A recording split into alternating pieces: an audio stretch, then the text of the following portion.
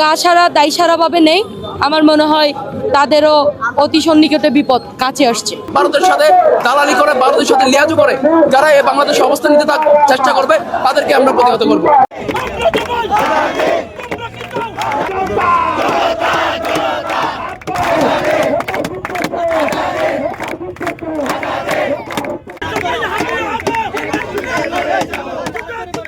যে ইনসাফের জন্য লড়ে গেছে, আগ্রাসন বিরোধী আওয়াজ তুলছিল, যিনি নিজস্ব একটি সাংস্কৃতিক চ্যান্ডার তুলছে নিজের মতো করে, ভারতের আগ্রাসন বিরোধী সবসময় কথা বলে আসছে আমাদের হাদি ভাই, ওনাকে যে হত্যা করা হয়েছে আমরা আজকে দেখলাম। এই ডিএমপি থেকে গিয়ে করা হয়েছে যে ভারতে 2 জন পালিয়ে গেছে, তারা এটা নিশ্চিত করেছে। তাহলে এটা যে পালাই গেছে এটা নিশ্চিত করতে পারলো ওরা, খুনিদেরকে ধরতে পারলো না কেন? এবং আমার ভাই হাদি বারবার বলে গেছে যে যদি আমাকে কখনো মেরেও ফেলে আপনারা দৌড়িয়া যাতে বিচারটা করেন। আজকে 2 সপ্তাহ পার হয়ে যাওয়ার পরেও আমার ভাইয়ের বিচারের জন্য আমাদের রাস্তায় বসে থাকতে হচ্ছে। এটা ইন্টেরিম, আমি জানি না, এটা যদি তারা গা সারা দায় সারাভাবে নেই, আমার মনে হয় তাদেরও অতি সন্নিকটে বিপদ কাছে আসছে।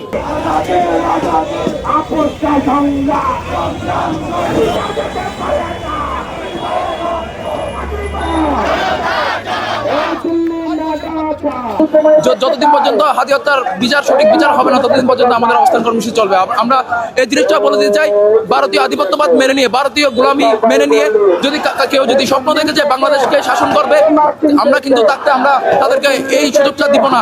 আমরা চাই সমূলে বাংলাদেশ থেকে ভারতীয় আধিপত্যবাদ নির্মূল হোক, ভারতীয় যে আগ্রাসন সেই আগ্রাসন বন্ধ হোক, এবং তাদের পক্ষে ভারতীয় আগ্রাসনের জন্য ভারতের সাথে দালালি করে, ভারতের সাথে লিয়াজু করে যারা এই বাংলাদেশে অবস্থান নিতে চেষ্টা করবে তাদেরকে আমরা প্রতিহত করব।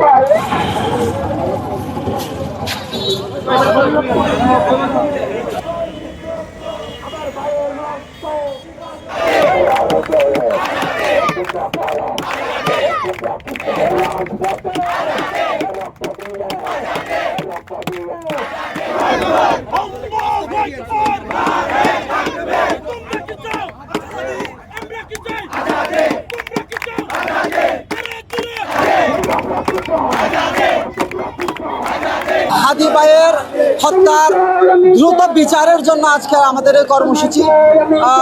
আপনারা জানেন পুরো বাংলাদেশে বিভাগীয় শহরগুলোতে অবরোধ কর্মসূচি চলছে।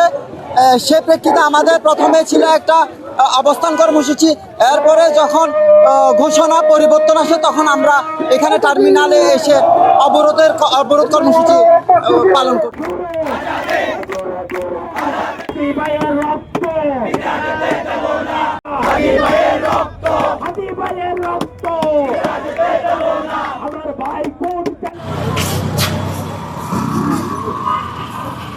তুমি কে?